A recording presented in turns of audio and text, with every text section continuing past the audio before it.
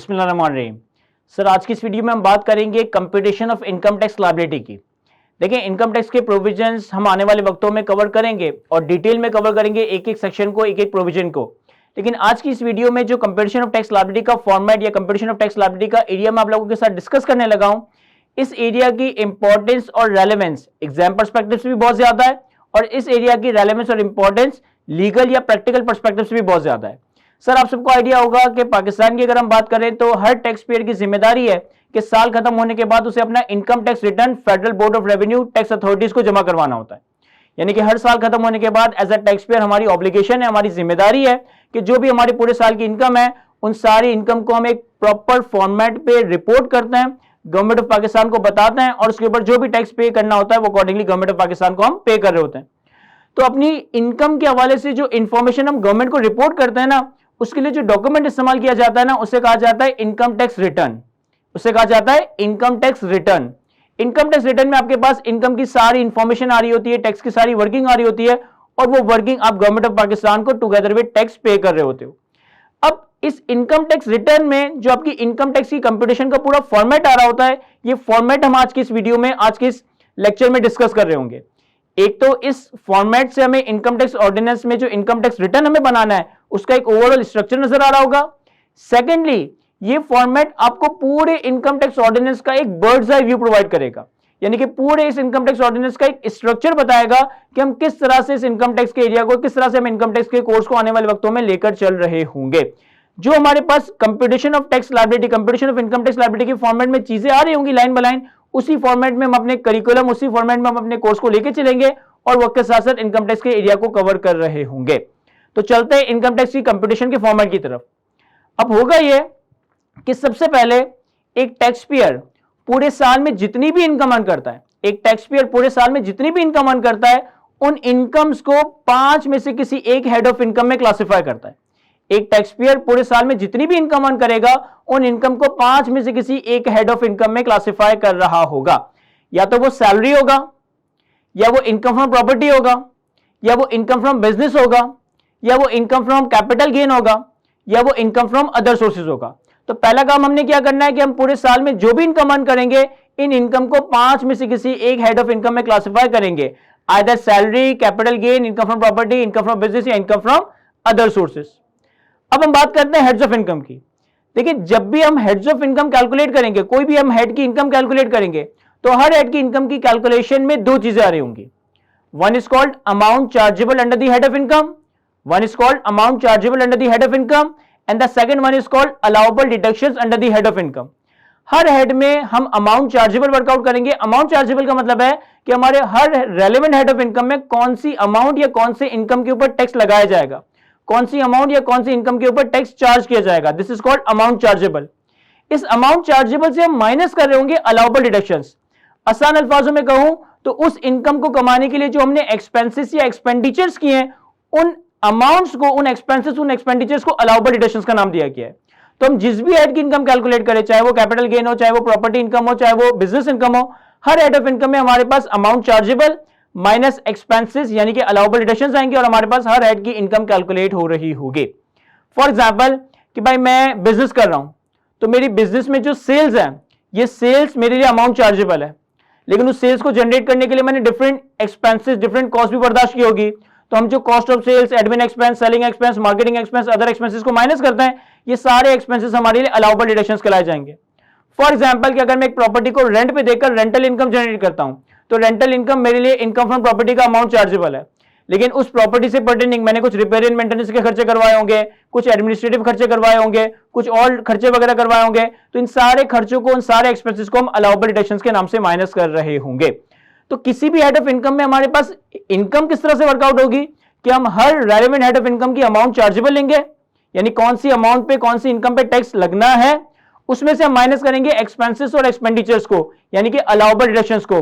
तो amount chargeable minus allowable deductions हमारे पास relevant head of income workout हो रहा होगा। अच्छा, ऐसा हो सकता है कि आपने अपने बिजनेस में 100 रुपए की सेल्स की और 100 रुपए की सेल्स को करने के लिए आपने टोटल 70 रुपए के एक्सपेंसेस किए। तो 100 की सेल्स इज अमाउंट चार्जेबल, 70 के एक्सपेंसेस इज अलाउबल डिडक्शन, आपके पास 30 रुपए की इनकम फ्रॉम बिजनेस आ जाएगी। ऐसा भी हो सकता है कि आपने अपने बिजनेस में 100 रुपए की सेल्स की, लेकिन उस 100 रुपए की सेल्स को करने के लिए आपने 110 का खर्चा कर दिया। तो जब आप 100 की सेल में से 110 का खर्चा माइनस करोगे तो अब आपके पास हेड ऑफ इनकम में लॉस जनरेट हो जाएगा। अब आपके पास हेड ऑफ इनकम में लॉस आ रहा होगा, 10 रुपए का लॉस आ रहा होगा। सर इस लॉस को क्या करना है, कैसे मैनेज करना है, किस तरह से एडजस्ट करना है, कैरी फॉरवर्ड करना है, ये हम ट्रीटमेंट ऑफ लॉसेस के चैप्टर में देख रहे होंगे। तो हमारे पास टैक्स लॉ में लॉस आने का सिर्फ एक ही रीजन है, हमारे पास टैक्स लॉ में लॉस आने का सिर्फ एक ही रीजन है। क्या है वो रीजन? कि जब किसी भी हेड ऑफ इनकम की कैलकुलेशन में, किसी भी हेड ऑफ इनकम की वर्किंग में अगर एक्सपेंसेस का नंबर इनकम से ज्यादा है, अगर अलाउबल डिडक्शन का नंबर हेड ऑफ इनकम के अमाउंट चार्जेबल से ज्यादा है, तो इसका मतलब है कि हमारे हेड में लॉस आ रहा है और अब इस लॉस की कोई ना कोई ट्रीटमेंट है जो कि हम आने वाले वक्तों में कवर करेंगे। तो सबसे पहले तो आपने ये करना है कि आपने पूरे साल में जो भी इनकम अर्न की उन्हें 5 में से किसी एक हेड में क्लासिफाई करना है। Salary, income from property, capital gain, income from business या फिर इनकम फ्रॉम अदर सोर्सेस। अब 5 हेड्स की इनकम का टोटल करने के बाद हम इसमें ऐड करेंगे एग्जेम्प्ट इनकम। 5 हेड्स की इनकम का टोटल करने के बाद हम इसमें ऐड करेंगे exempt income. Sir exempt income क्या होता है? सर हमारे पास बहुत सारी इनकम टैक्स लॉ में ऐसी है जिसके ऊपर टैक्स नहीं है, यानी कि जिसके ऊपर टैक्स के लॉ मेकर ने ये छूट दी है, ये बचत दी है कि इन इनकम के ऊपर आपको कोई टैक्स पे नहीं करना है। इसकी मोस्ट कॉमन एग्जांपल है एग्रीकल्चर इनकम। पाकिस्तान में अगर आप कोई एग्रीकल्चर इनकम कमाते हो, कोई खेतीबाड़ी करके इनकम कमा रहे हो, तो agriculture income exempt from tax है, एग्रीकल्चर इनकम पे कोई इनकम टैक्स चार्ज नहीं किया जाता। तो पहले मैं 5 हेड्स की इनकम कैलकुलेट करूंगा, फिर उसमें जो जो मेरे पास during the year exempt incomes मैंने कमाई है, जिसकी मैंने एक एग्जांपल दी एग्रीकल्चर इनकम, इसके अलावा और भी एग्जेम्प्ट इनकम है जो हम आने वाले वक्तों में कवर करेंगे। तो 5 हेड्स की इनकम में आप एग्रीकल्चर इनकम ऐड करोगे तो आपके पास जो नंबर बनेगा इसे नाम दिया जाएगा total income. 5 heads of income plus exempt income is called total income. तो हमारे सामने टोटल इनकम की सिंपल सी डेफिनेशन आ जाती है, total income is the sum of 5 heads of income and exempt income. अब टोटल इनकम वर्कआउट करने के बाद आपने कुछ चीजें टोटल इनकम से माइनस करनी है in order to calculate your taxable income. Sir total income से हम इन टोटलिटी 3 चीजें माइनस करेंगे अपनी टैक्सेबल इनकम वर्कआउट करने के लिए, अपनी टैक्सेबल इनकम तक पहुंचने के लिए। सबसे पहले हम माइनस करेंगे एग्जेम्प्ट इनकम। सबसे पहले हम माइनस करेंगे एग्जेम्प्ट इनकम। क्या ये एग्जेम्प्ट इनकम वही है जो हमने टोटल इनकम कैलकुलेट करने के लिए थोड़ी देर पहले ऐड किया? The answer is yes. ये एग्जेम्प्ट इनकम वही है जो हमने टोटल इनकम वर्कआउट करने के लिए अपने 5 हेड्स ऑफ इनकम में ऐड किया है। तो अब सवाल ये क्रिएट होता है कि जब एग्जेम्प्ट इनकम को टोटल इनकम से माइनस ही करना था तो फिर टोटल इनकम में ऐड ही क्यों किया? देखिए एक चीज है टैक्स का पे होना, एक चीज है इनकम का गवर्नमेंट को रिपोर्ट होना, यानी कि आपके इनकम की डॉक्यूमेंटेशन का होना, आपकी इकोनॉमी की डॉक्यूमेंटेशन का होना। टैक्स लॉ का ऑब्जेक्टिव यह है कि वो डिफरेंट तरह की इनकम के ऊपर टैक्स जनरेट करेगा ताकि गवर्नमेंट अपने खर्चे, गवर्नमेंट अपने एक्सपेंडिचर्स को मीट करे। लेकिन टैक्स लॉ का one of the important objective ये भी है कि वो इकोनॉमी को डॉक्यूमेंट करता है, यानी कि डॉक्यूमेंटेशन ऑफ इकोनॉमी का रोल प्ले करता है। तो लॉ मेकर ये कहता है कि हमने आपको बहुत सारी इनकम के ऊपर एग्जेम्पशन दी है, बहुत सारी इनकम के ऊपर आपको छूट दी है, इनके ऊपर कोई टैक्स नहीं देना, लेकिन for the purpose of documentation of income, for the purpose of documentation of economy, आपने वो इनकम गवर्नमेंट को रिपोर्ट जरूर करनी है। तो सिर्फ इस वजह से पहले मैं 5 हेड्स इनकम कैलकुलेट करता हूं, फिर एग्जेम्प्ट इनकम ऐड करता हूं तो मेरी टोटल इनकम आ जाती है। फिर टोटल इनकम से मैं अगले ही स्टेप में एग्जेम्प्ट इनकम को दोबारा से माइनस कर दूंगा क्योंकि एग्जेम्प्ट इनकम पे मैंने कोई टैक्स पे नहीं करना है। फिर टोटल इनकम से एग्जेम्प्ट इनकम को माइनस करने के बाद हम माइनस करेंगे deduction under part 1 of second schedule. Deduction under part 1 of second schedule. Sir जिस वीडियो लेक्चर में हमने इनकम टैक्स ऑर्डिनेंस 2001 का एक स्ट्रक्चर डिस्कस किया था, मैंने आपको बताया था कि इनकम टैक्स ऑर्डिनेंस में चैप्टर्स हैं, शेड्यूल्स हैं। शेड्यूल्स किसी ना किसी एक स्पेसिफिक पर्पस के लिए दिए जाते हैं और सेकंड शेड्यूल का जिक्र किया था। सेकंड शेड्यूल एग्जेम्पशन और टैक्स कंसेशन का शेड्यूल था। सेकंड शेड्यूल के 4 पार्ट थे। Part 1 exemption from total income, part 2 reduction in tax rates, part 3 reduction in tax liability, part 4 reduction exemption from specific provision. तो सेकंड शेड्यूल का जो part 1 था ना, that is exemption from total income. Sir ये part 1 exemption from total income की reductions हम total income से second step में माइनस कर रहे होंगे। तो पहले मैंने 5 हेड्स की इनकम कैलकुलेट की, उसमें एग्जेम्प्ट इनकम ऐड किया तो टोटल इनकम बना। फिर टोटल इनकम से एग्जेम्प्ट इनकम माइनस की, दूसरा माइनस करेंगे reduction under part 1 of second schedule, यानी वो सारी चीजें जो कि सेकंड शेड्यूल के पार्ट 1 में दी गई हैं उन चीजों को हम टोटल इनकम से माइनस या रिड्यूस कर रहे होंगे। और फिर तीसरे स्टेप पे आप माइनस करोगे डिडक्टेबल अलाउंसेस को। तीसरे स्टेप पे आप माइनस करोगे डिडक्टेबल अलाउंसेस को। अब डिडक्टेबल अलाउंसेस क्या चीज है? सर लॉ मेकर ने कुछ चीजें ऐसी बताई हैं जिसे आप टोटल इनकम से as a deductible allowance minus कर सकते हो। आज की तारीख में आपके टैक्स लॉ में, आपके इनकम टैक्स लॉ में 4 तरह के डिडक्टेबल अलाउंसेस हैं। नंबर वन जकात, number two worker welfare fund का contribution, number three worker profit participation fund का contribution and number four educational expense. ये चार चीजें ऐसी हैं जो कि लॉ मेकर ने टैक्स लॉ में as a deductible allowance define किया है। इन चार चीजों को अगर आप पे करते हो, इनकर करते हो, तो इसे आप टोटल इनकम से तीसरे स्टेप में माइनस करोगे in order to calculate the taxable income. याद रखिएगा, हेड ऑफ इनकम कैलकुलेट करते वक्त जो अलाउबल डिडक्शंस माइनस किए गए थे और टैक्सेबल इनकम कैलकुलेट करते वक्त जो डिडक्टेबल अलाउंस माइनस किए जा रहे हैं, ये दोनों डिफरेंट चीजें हैं। सर अलाउबल डिडक्शंस क्या चीज है? सर जब मैं किसी भी हेड की इनकम कैलकुलेट करता हूं तो उस हेड के एक्सपेंसेस को माइनस करता हूं, तो वो जो मैं हेड के एक्सपेंसेस को माइनस करता हूं उसे हमने नाम दिया था अलाउबल डिडक्शंस का। और डिडक्टेबल अलाउंस क्या चीज है? सर जब मैं टोटल इनकम से टैक्सेबल इनकम वर्कआउट करता हूं तो जो तीसरे नंबर पे चीज माइनस करता हूं उसे हमने नाम दिया था डिडक्टेबल अलाउंसेस का। अलाउबल डिडक्शंस अब हर हेड में सेपरेट कवर करोगे। कैपिटल गेन के हेड की अलग डिडक्शंस हैं, इनकम फ्रॉम बिजनेस के हेड की अलग अलाउबल डिडक्शंस हैं, income from property, income from other sources के हेड की अलग अलाउबल डिडक्शंस हैं। डिडक्टेबल अलाउंस इन टोटलिटी आज की तारीख में चार है: ज़कात, WWF, WPPF and educational expense. अच्छा, एक और डिफरेंस है अलाउबल डिडक्शंस और डिडक्टेबल अलाउंस का। किसी भी हेड की इनकम कैलकुलेट करते वक्त अगर अलाउबल डिडक्शन का नंबर अमाउंट चार्जेबल से ज्यादा आ जाए तो हमारे पास उस हेड में लॉस आ रहा होगा, उस लॉस की कोई ना कोई ट्रीटमेंट होगी। लेकिन अगर टैक्सेबल इनकम कैलकुलेट करते वक्त डिडक्टेबल अलाउंस का नंबर टोटल इनकम से ज्यादा आ जाए तो डिडक्टेबल अलाउंस आपकी टोटल इनकम को मैक्सिमम जीरो कर सकती है, नेगेटिव या लॉस क्रिएट नहीं कर सकती। फॉर एग्जाम्पल कि हमने बिजनेस में सेल्स की 100 रुपए की और एक्सपेंसेस की 120 के, तो हमारे पास बिजनेस में 20 रुपए के लॉस आ रहा होगा, 20 रुपए का नेगेटिव इनकम आ रही होगी। लेकिन अगर हमारी टोटल इनकम है 100 और हमने ज़कात के नाम पे डिडक्टेबल अलाउंस क्लेम किया 120, तो अब टोटल इनकम मैक्सिमम जीरो हो जाएगी, टैक्सेबल इनकम मैक्सिमम जीरो हो जाएगी, ये नेगेटिव नहीं हो रही होगी। तो मैं रिपीट करता हूं, किसी भी हेड की इनकम कैलकुलेट करते वक्त जो एक्सपेंसेस माइनस होंगे, these expenses are called allowable deductions, और टैक्सेबल इनकम कैलकुलेट करते वक्त जो लास्ट में माइनस होगा this is called deductible allowance. अगर किसी हेड ऑफ इनकम में अलाउबल डिडक्शन का नंबर अमाउंट चार्जेबल से ज्यादा है तो हमारे पास उस हेड में लॉस आ रहा होगा, उस लॉस की कोई ना कोई ट्रीटमेंट होगी। और अगर डिडक्टेबल अलाउंस का नंबर टोटल इनकम से ज्यादा है तो हमारे पास टैक्सेबल इनकम मैक्सिमम जीरो हो जाएगी, वो नेगेटिव या लॉस जनरेट नहीं कर सकता है। क्विकली दोबारा से रिपीट करूं, सबसे पहले मैं 5 हेड्स की इनकम कैलकुलेट करूंगा: salary, income from property, capital gain, income from business, income from other sources. 5 heads की इनकम कैलकुलेट करने के बाद आप उसमें ऐड करोगे एग्जाम्ड इनकम, तो आपके पास आएगा टोटल इनकम। टोटल इनकम में से आप 3 चीजें माइनस करोगे तो आपके पास आएगा टैक्सेबल इनकम। सबसे पहले माइनस किया जाएगा एग्जाम्ड इनकम को, उसके बाद माइनस किया जाएगा reduction under part 1 of second schedule, exemption under part 1 of second schedule, और फिर माइनस किया जाएगा डिडक्टेबल अलाउंसेस को। डिडक्टेबल अलाउंसेस आज की तारीख में टोटल 4 है: ज़कात, WWF, WPPF and educational expense.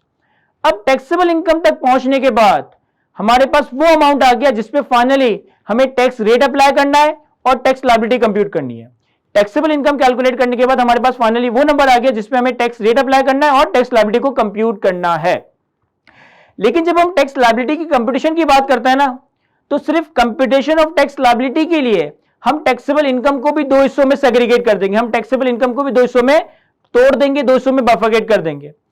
एक को हम नाम देंगे सेपरेट ब्लॉक ऑफ इनकम और दूसरे को हम नाम देंगे other than separate block of income. Sir taxable income को हमने 2 कैटेगरीज में तोड़ा, separate block of income and other than separate block of income. अब इन दोनों में क्या फर्क है? सर हमारे पास लॉ में कुछ ऐसी इनकम्स हैं जिनके ऊपर टैक्स वर्कआउट करने के लिए लॉ मेकर ने स्पेशल यूनिक रेट दिया हुआ है। इन इनकम्स को हम कहते हैं separate block of income. For example capital gain on securities, for example capital gain on immovable properties, for example के lump sum amount receive on termination of employment chargeable under the head salary. आज की तारीख में ये 3 separate block of income ऐसी है जिनके ऊपर टैक्स वर्कआउट करने के लिए लॉ मेकर ने कोई स्पेशल या यूनिक रेट दिया हुआ है। तो मैं टैक्सेबल इनकम में से सेपरेट ब्लॉक ऑफ इनकम अलग कर दूंगा क्योंकि इनके ऊपर टैक्स वर्कआउट करने के लिए स्पेशल रेट्स हैं, यूनिक रेट्स हैं। बाकी सारी टैक्सेबल इनकम एक जगह रख दूंगा। सेपरेट ब्लॉक की इनकम के ऊपर हम स्पेशल यूनिक रेट अप्लाई करेंगे, अदर देन सेपरेट ब्लॉक की इनकम के ऊपर हम जनरल रेट अप्लाई करेंगे। अब जनरल रेट का क्या मतलब है? फॉर एग्जाम्पल कि अगर हमारा टैक्स पेयर कंपनी है ना, तो कंपनी के लिए जनरल टैक्स रेट है 29% का कॉर्पोरेट रेट, और अगर हमारा टैक्स पेयर इंडिविजुअल और ईओपी है तो इंडिविजुअल और ईओपी की टैक्स लायबिलिटी वर्कआउट करने के लिए लॉ मेकर ने एक स्लैब रेट ऑफ टैक्स दिया हुआ है। तो टैक्सेबल इनकम को आपने separate block of income other than separate block of income में तोड़ दिया। सेपरेट ब्लॉक में जो जो इनकम्स हैं उस पर special rate unique rate apply किया। अदर देन सेपरेट ब्लॉक में जो इनकम है उसके ऊपर जनरल रेट अप्लाई किया। जनरल रेट का मतलब है कि अगर हमारा टैक्स पेयर कंपनी है तो 29% का कॉर्पोरेट टैक्स रेट, और अगर हमारा टैक्स पेयर इंडिविजुअल या एओपी है तो उसके ऊपर कोई ना कोई स्लैब रेट अप्लाई हो रहा होगा। अब सेपरेट ब्लॉक की इनकम पे टैक्स लगाया, अदर देन सेपरेट ब्लॉक की इनकम पे टैक्स लगाया, हमारे पास टैक्स लायबिलिटी आ जाएगी। हमारे पास टैक्स लायबिलिटी आ जाएगी। सर टैक्स लायबिलिटी क्या है? टैक्स लायबिलिटी बेसिकली आपका टैक्स बर्डन है जो अंडर द टैक्स लॉ आपने गवर्नमेंट ऑफ पाकिस्तान को पे करना है, जो अंडर द टैक्स लॉ आपने गवर्नमेंट ऑफ पाकिस्तान को डिस्चार्ज करना है। इस टैक्स लायबिलिटी को हम नाम देंगे ग्रॉस टैक्स लायबिलिटी। इस टैक्स लायबिलिटी को हम नाम देंगे ग्रॉस टैक्स लायबिलिटी या tax liability under NTR, that is normal tax regime. अब ये normal tax regime for the time being ये टर्म हमारे लिए थोड़ा सा एलियन है, लेकिन सिर्फ इसे सुन लें। जितनी भी इनकम्स है ना, लेटर स्टेज पे आप कवर करोगे कि आप उसे 3 कैटेगरीज में 3 रिजीम्स में तोड़ रहे होंगे। One is called normal tax regime, the second one is called minimum tax regime and the third one is called final tax regime. Normal tax regime, minimum tax regime, final tax regime का concept क्या है ये मैं बहुत later stage पे discuss करूंगा क्योंकि ये थोड़ा एडवांस थोड़ा टेक्निकल कॉन्सेप्ट है।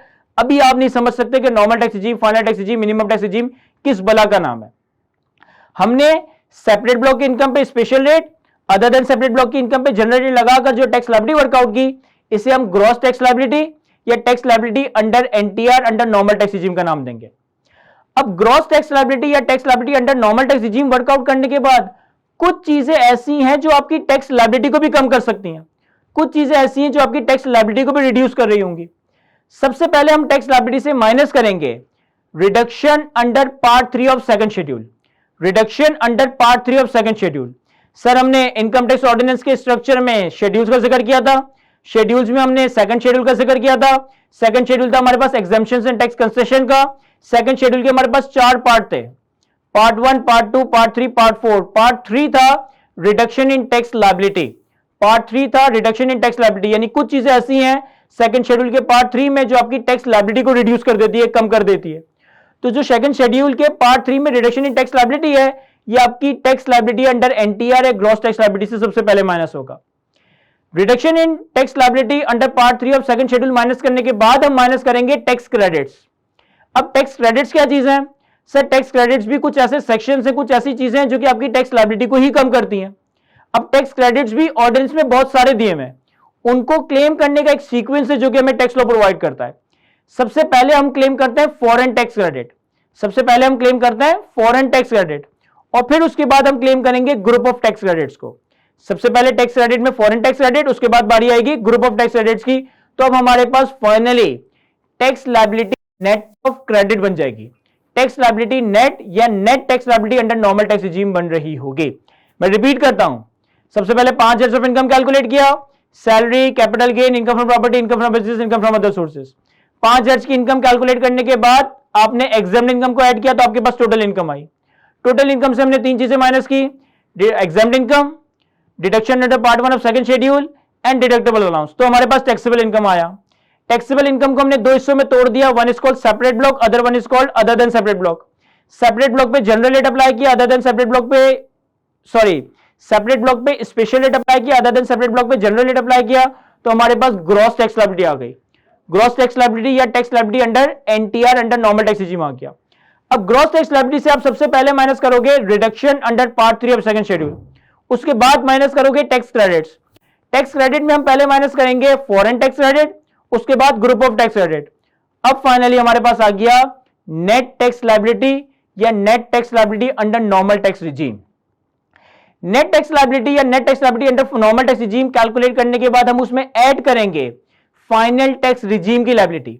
अब फाइनल टैक्स रिजीम की लायबिलिटी क्या भला है, ये मैं फॉर द टाइम बीइंग तो आपको एक्सप्लेन नहीं कर सकता, लेकिन लेटर स्टेज पे किसी न किसी स्टेज पे आपको कवर जरूर करवाया जाएगा। तो net tax liability under normal tax regime calculate करने के बाद उसमें ऐड किया जाएगा टैक्स लायबिलिटी अंडर एफटीआर या tax liability under final tax regime. तो अब जो आपके पास नंबर बनेगा, this is called total tax liability, this is called total tax liability, यानी कि ये वो टैक्स आ गया जो कि फाइनली आपने गवर्नमेंट ऑफ पाकिस्तान को as per the law discharge करना, as per the law pay करना है। टोटल टैक्स लायबिलिटी से भी एक और चीज माइनस होगी, that is called withholding taxes और एडवांस टैक्सेस। देखो होता क्या है कि अगर मैं पाकिस्तान की बात करूं तो पाकिस्तान में कोई 23-24 करोड़ की आबादी, और 23-24 करोड़ की आबादी में अगर आप ये देखें ना कि कितने लोग अपना रिटर्न फाइल करते हैं, तो वो 25-30 लाख लोग हैं। यानी कि 22-23-24 करोड़ की आबादी में सिर्फ 20-22-25 लाख लोग ऐसे हैं जो अपना रिटर्न ऑफ इनकम फाइल करते हैं, और वो भी कितना सच्चा फाइल करते हैं, कितना झूठा फाइल करते हैं, ये तो अल्लाह ही जानता है। तो इस तरह की कंट्री में, इस तरह के सिनेरियो में 22-25 करोड़ का मुल्क सिर्फ 25 लाख लोगों के रिटर्न फाइल करने पे नहीं चल सकता। यानी कि 25 लाख लोग अगर रिटर्न फाइल करके टैक्स पे कर रहे हैं, तो गवर्नमेंट 25 करोड़ लोगों का खर्चा नहीं बर्दाश्त कर सकती। तो गवर्नमेंट क्या करती है कि टैक्स को रिकवर करने के लिए एक मैकेनिज्म इंट्रोड्यूस करती है, that is called withholding tax या एडवांस टैक्स। मैं एक एग्जांपल से समझाता हूं। सर, हम सब अपने घर पे इलेक्ट्रिसिटी का बिल पे करते हैं। अगर आप अपने घर पे इलेक्ट्रिसिटी का बिल देखेंगे ना, तो उसमें इलेक्ट्रिसिटी के चार्जेस तो आ रहे होंगे, साथ साथ एक आ रहा होगा इनकम टैक्स अंडर सेक्शन 235। यानी कि गवर्नमेंट आपसे इलेक्ट्रिसिटी के बिल के ऊपर ही कुछ ना कुछ इनकम टैक्स कलेक्ट कर लेती है, कुछ ना कुछ इनकम टैक्स रिकवर कर लेती है। इसी तरीके से फॉर एग्जांपल आप कहीं से सैलरी कमा रहे हो, तो जो आपका इंप्लॉयर है ना, वो आपकी सैलरी में से ही टैक्स का अमाउंट डिडक्ट कर काट कर नेट सैलरी, रिमेनिंग सैलरी आपको पे करता है, और जो टैक्स का अमाउंट उसने डिडक्ट किया, काटा ना, वो डायरेक्टली गवर्नमेंट ऑफ पाकिस्तान को, एफबीआई को पे कर देता है।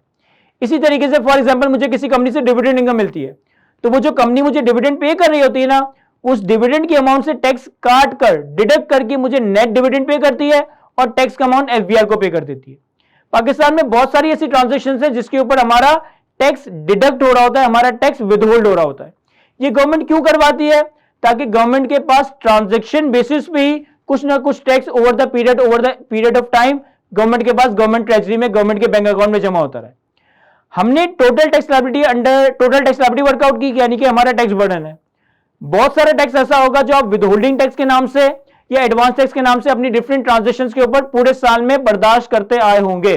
पूरे साल में आपने गवर्नमेंट को एडवांस में पे कर दिया होगा, तो आप अपनी टोटल टैक्स लायबिलिटी से विदहोल्डिंग टैक्सेस, एडवांस टैक्सेस को माइनस करोगे, तो आपके पास फाइनली टैक्स पेबल या रिफंडेबल का नंबर बन जाएगा। यानी फॉर एग्जांपल हमारी टैक्स लायबिलिटी बनती है 100 रुपए, और डिफरेंट तरह के बिजली के बिल पे, सैलरी इनकम के ऊपर, डिविडेंड इनकम के ऊपर, रेंटल इनकम के ऊपर हमारा 30 रुपए का टैक्स विदहोल्ड हो चुका है, तो 100 में से 30 माइनस करेंगे, क्योंकि वो 30 तो ऑलरेडी गवर्नमेंट को दे चुके हैं ना, बाकी का जो 70 रुपए है वो हम रिटर्न ऑफ इनकम के साथ पे कर देंगे। ऐसा भी हो सकता है कि 100 रुपए की लायबिलिटी बनी और पूरे साल जो डिफरेंट हमारी विदहोल्डिंग हुई है ना, वो 120 रुपए की हुई है, तो 100 रुपए की लायबिलिटी से जब आप 120 की विदहोल्डिंग माइनस करोगे, तो हमारा 20 रुपए का रिफंडेबल बन रहा होगा। रिफंडेबल का मतलब है कि अब आप टैक्स अथॉरिटी से टैक्स रिफंड क्लेम कर सकते हैं। तो आज की इस वीडियो में हमने ओवरऑल इनकम टैक्स की कंपटीशन का एक फॉर्मेट, एक स्ट्रक्चर डिस्कस किया है। ये फॉर्मेट प्रैक्टिकली भी बड़ा इंपॉर्टेंट है, एग्जाम पर्सपेक्टिव से भी इंपॉर्टेंट है। प्रैक्टिकली या लीगली क्यों इंपॉर्टेंट है?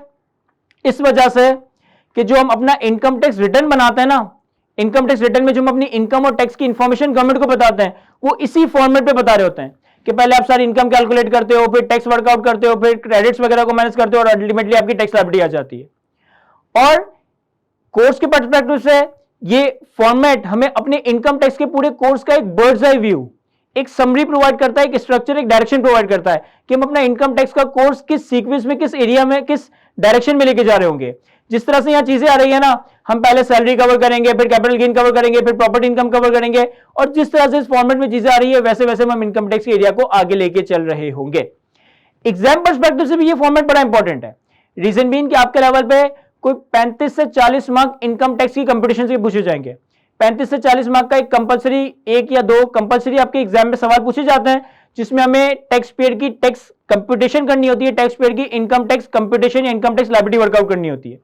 तो वो जो मैं एग्जाम में 35-40 मार्क की टैक्स कंप्यूटेशन के सवाल करूंगा, वो सारे सवाल भी इसी फॉर्मेट पे सॉल्व किए जा रहे होंगे कि आप एक टैक्स पेयर की इनकम कैलकुलेट करोगे, total income, taxable income, tax liability, फिर क्रेडिट्स वगैरह माइनस की, और अल्टीमेटली टैक्स पेबल का नंबर बन रहा होगा। तो प्रैक्टिकली ये फॉर्मेट रिटर्न ऑफ इनकम का फॉर्मेट है। करिकुलम पर्सपेक्टिव से ये फॉर्मेट हमें अपने कोर्स की डायरेक्शन सेट करके देगा, हमें अपने पूरे कोर्स का एक बर्ड्स आई व्यू देता है। और एग्जाम पर्सपेक्टिव से इसी फॉर्मेट पे आप पे एग्जाम में 30, 35, 40 मार्क के कंपटीशन के सवाल आएंगे, और वो कंपटीशन के सवाल इसी फॉर्मेट में सॉल्व किए जाएंगे। तो आई होप कि आज की इस वीडियो में हमने बड़ा डिटेल में ओवरऑल टैक्स कंपटीशन की, टैक्स लायबिलिटी की कंपटीशन का एक फॉर्मेट डिस्कस किया, और वो सारी बातें मैं आपको अच्छे से एक्सप्लेन कर सका हूं। आज की वीडियो को यहीं तक रखते हैं। Thank you, Allah Hafiz.